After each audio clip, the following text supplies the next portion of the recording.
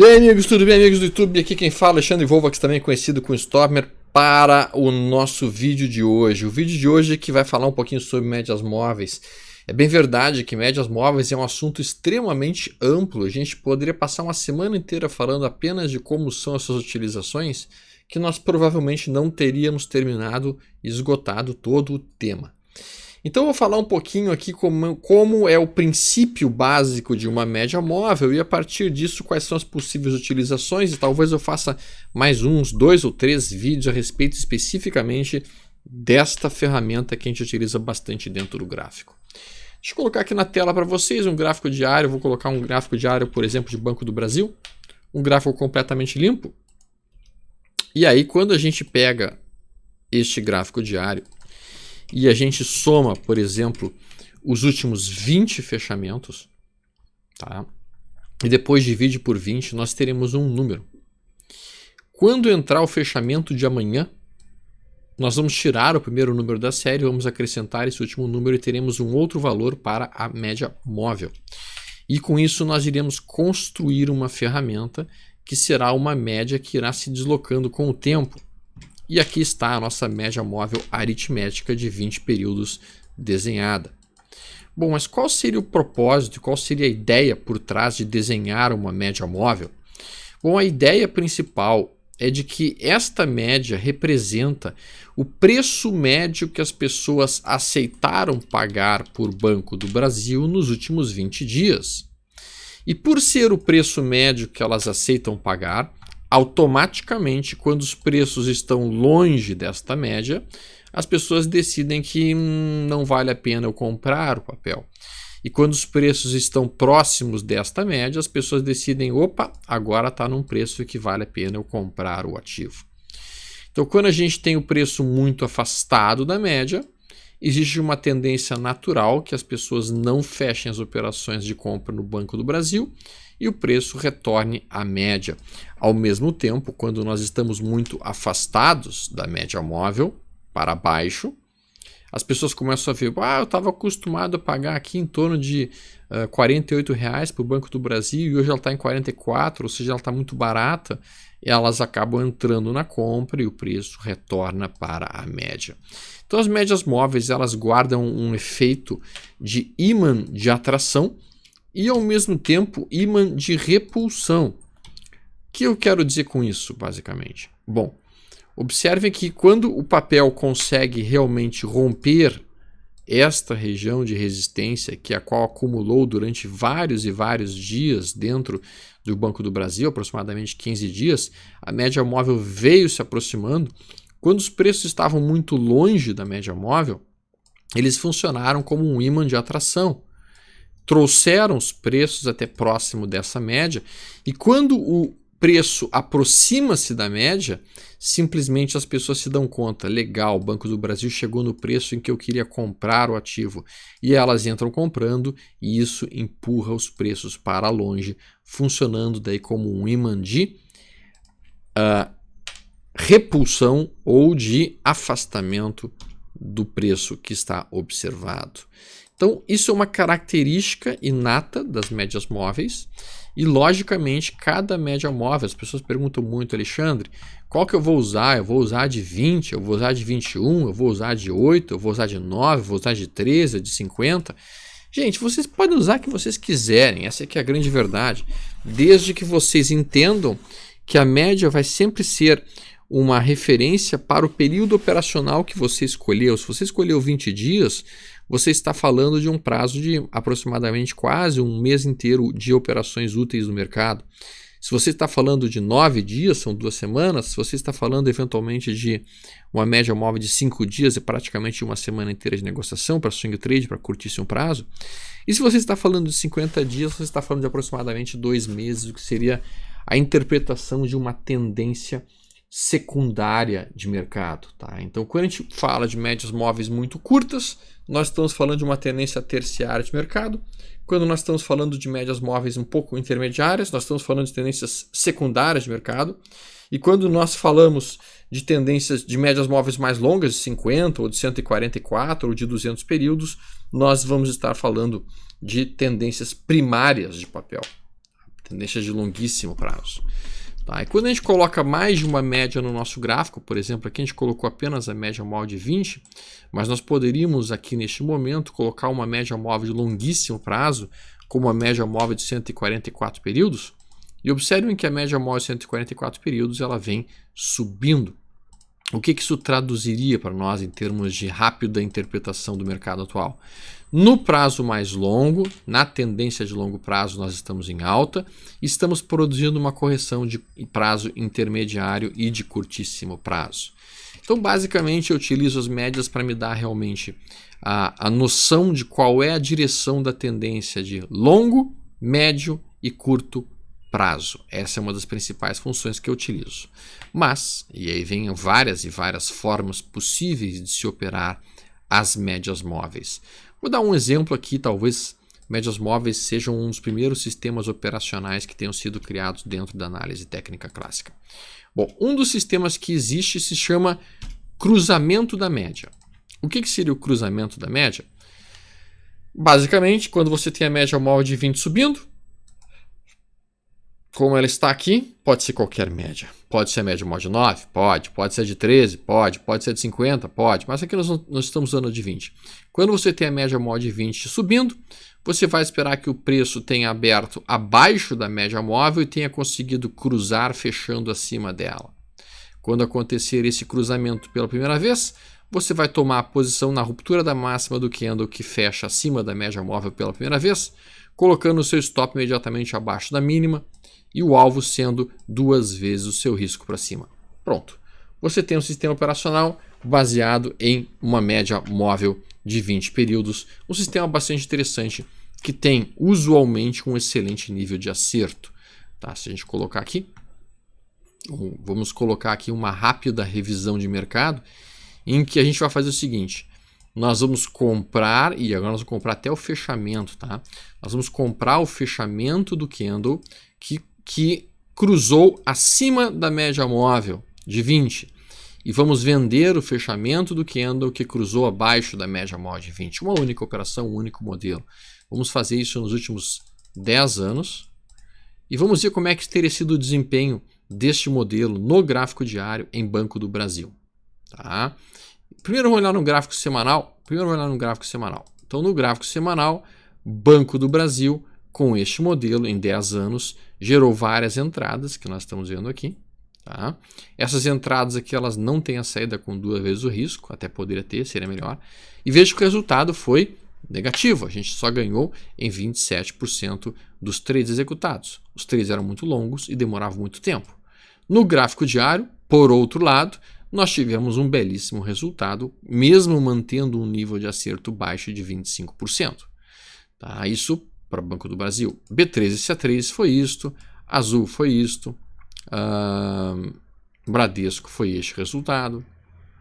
Veja que o nível de acerto é muito baixo. Esse nível de acerto muito baixo ele é bastante condizente com o prazo operacional e com o modelo seguidor de tendência, como é o caso aqui. Esse é um modelo eminentemente seguidor de tendência. A gente consegue, olha como vários papéis, o resultado é relativamente interessante, com um modelo bastante simples. Isso que eu não estou colocando a minha realização, papel de uma volatilidade, eu não estou colocando aqui minha realização no que seria eminentemente 2 vezes o risco para cima. Tá? Se eu colocar aqui, por exemplo, um alvo, tá? Digamos que eu coloque aqui uma saída, dentro de um gráfico diário, geralmente o mercado costuma fazer movimentos de até 8% de alta. Então veja que se eu fizer isso, colocando agora um alvo 8% acima do ponto que eu fiz a entrada, vejam que a gente consegue ter um pouquinho mais de nível de acerto, ainda assim não parece ser algo muito interessante, porque a gente mata este tipo de movimentação aqui, ó, que é a movimentação de longuíssimo prazo que os modelos seguidores de tendência acabam trazendo. Tá? Então, quando a gente pensa em botar um alvo mais curto para tentar aumentar o nosso nível de acerto, nós ao mesmo tempo entendemos que isso mata bastante a rentabilidade de qualquer modelo operacional. Observem que a Cezan aqui, sem nenhum alvo longo, trabalharia com R$74 mil de lucro, 27% de acerto nas operações, mas realmente o lucro tá interessante. Só que ele só conseguiu esse lucro, olha a siderurgia nacional.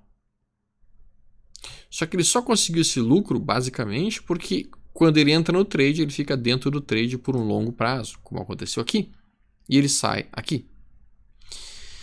Bom, mas esse é apenas um modelo operacional. Logicamente, a gente pode e deve pensar em outros modelos operacionais que existam. Por exemplo, eu poderia trabalhar a ideia de um trailing stop, um stop móvel que seja utilizado, trabalhando com a ideia de um stop ATR, por exemplo.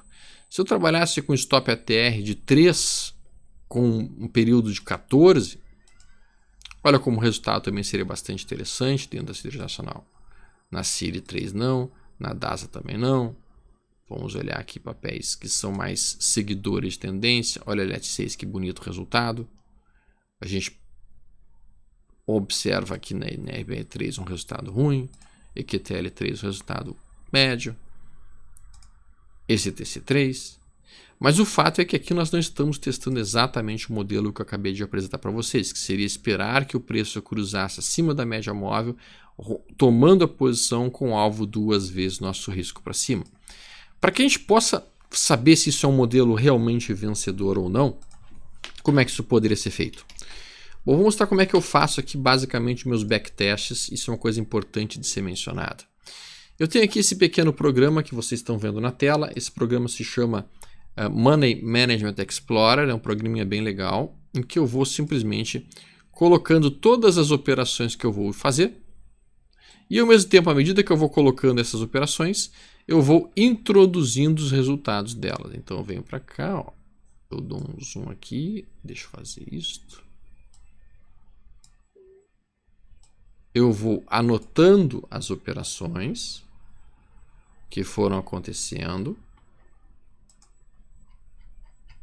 Então eu recuo aqui, vou dar uma recuada aqui, praticamente um ano, vou para maio de 2017 e devo procurar por todos os sinais de entrada que acontecem. Tá? E aqui eu começo a procurar os sinais. Por enquanto nada,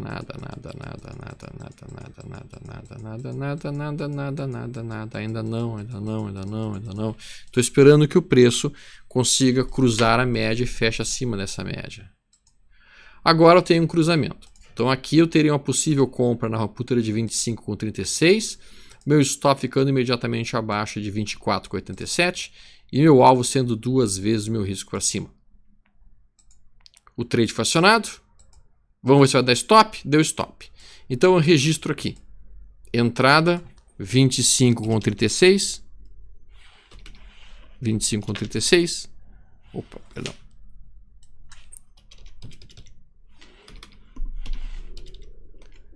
E o stop selecionado em 24,85. Aí eu dou apply. Ok. Vamos olhar qual vai ser o próximo movimento. Aí ele volta a acionar a entrada quando rompe novamente acima dessa máxima aqui. E eu tomo essa nova posição. Com o stop abaixo dessa mínima. E o alvo sendo 2 vezes meu risco para cima. E agora esse alvo atingido. Então meu segundo trade foi uma outra operação long, em que eu comprei em 25,15 e eu saí da posição em 26,29.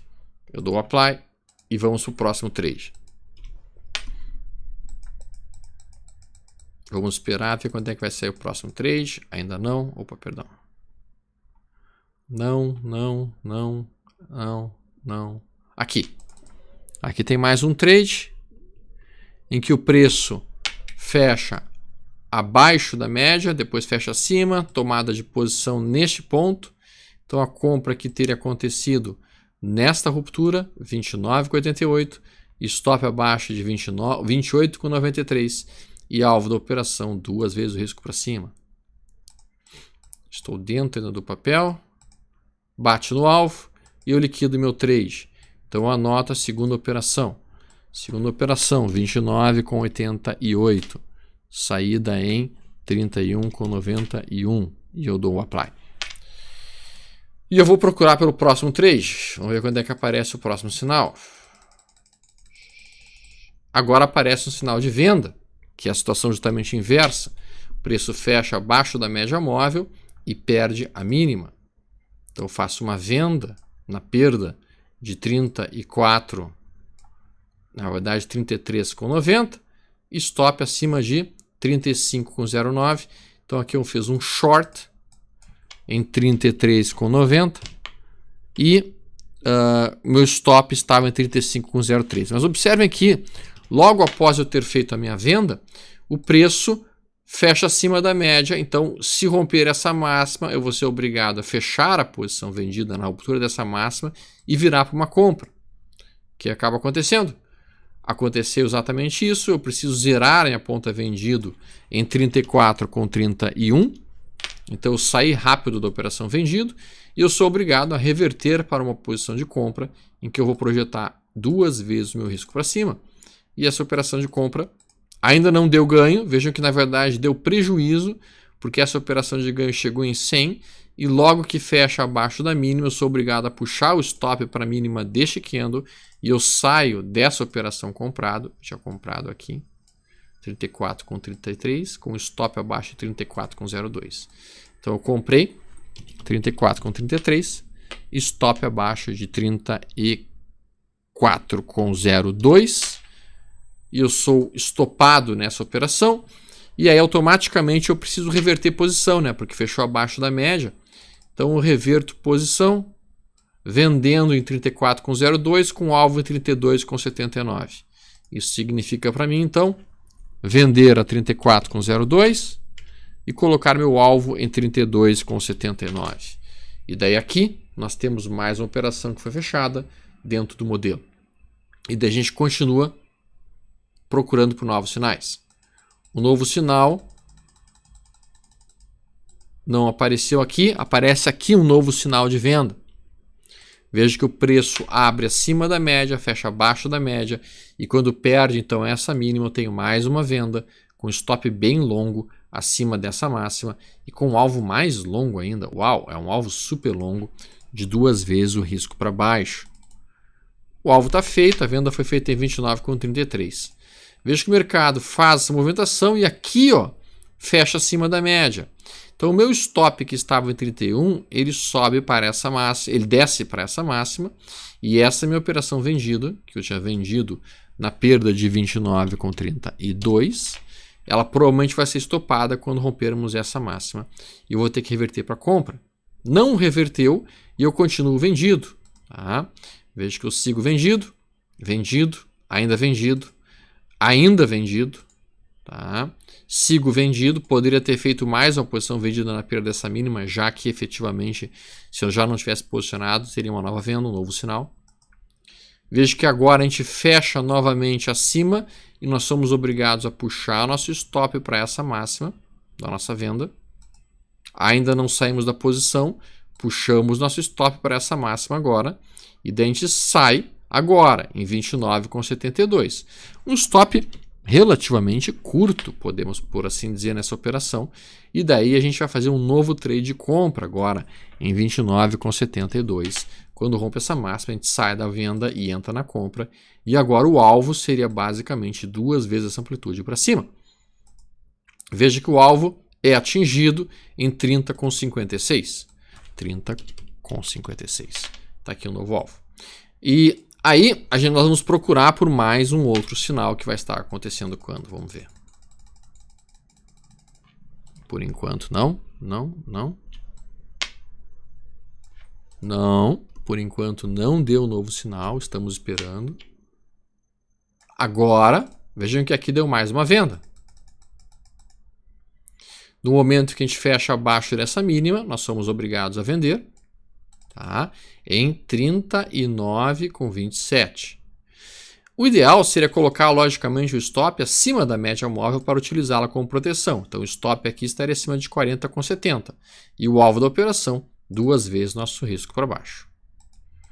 Vejam que aí o trade vai, evolui, bate no nosso alvo? Ainda não. Agora bate no alvo e a gente liquida o nosso trade. Então a gente fez mais uma venda, um short aqui, 39,27 e nosso stop ficando abaixo de 36,27, perdão, nosso alvo sendo 36,27. Bom, eu vou finalizar aqui o nosso backtest, o nosso estudo de backtest, porque na verdade esse vídeo vai ficar muito longo, mas eu acredito que vocês já entenderam como é feito os meus backtests manuais. São testes que eu vou fazendo manualmente todas as vezes que eu quero testar um determinado sistema. Olhando esse sistema rapidamente, a gente já consegue ver uma coisa. Olha o tamanho dos prejuízos em relação ao tamanho dos lucros. Aqui eu perdi 2%, aqui eu ganho 4,50%, aqui eu ganho 6,8%, aqui eu perdi 1,21%, aqui eu perdi 0,9%, aqui eu ganhei 3,6%, aqui eu perdi 1,40%, aqui eu ganhei 2,83% e aqui eu ganhei 7,64%. O que isso traduz para mim? Isso é um sistema que tem um nível de payoff, ou seja, a média de ganho por trade que dá certo, é muito maior do que a média de perda por trade que deu errado.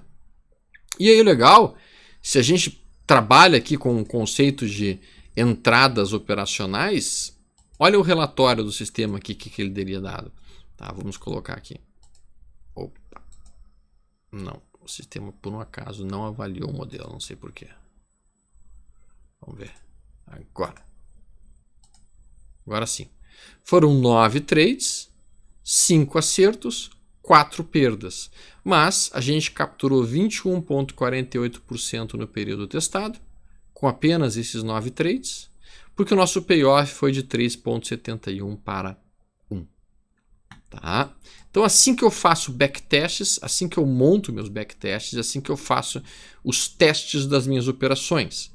E agora que vocês sabem como é que é feito esse tipo de teste, vocês têm uma obrigação.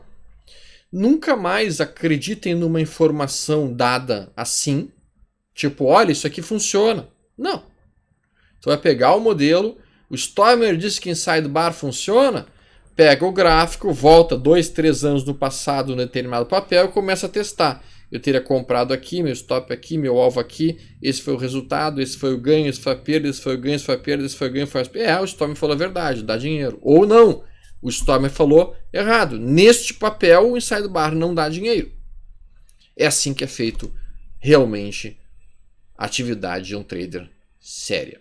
Com backtests, depois com forward tests, que seriam testes daqui para frente. E mais do que tudo, com ceticidade. Ou seja, você vai pegar a informação e você vai testá-la. Teste tudo o que você ouvir a respeito de mercado. Um forte abraço para todos vocês e aos amigos, um excelente Dia dos Pais!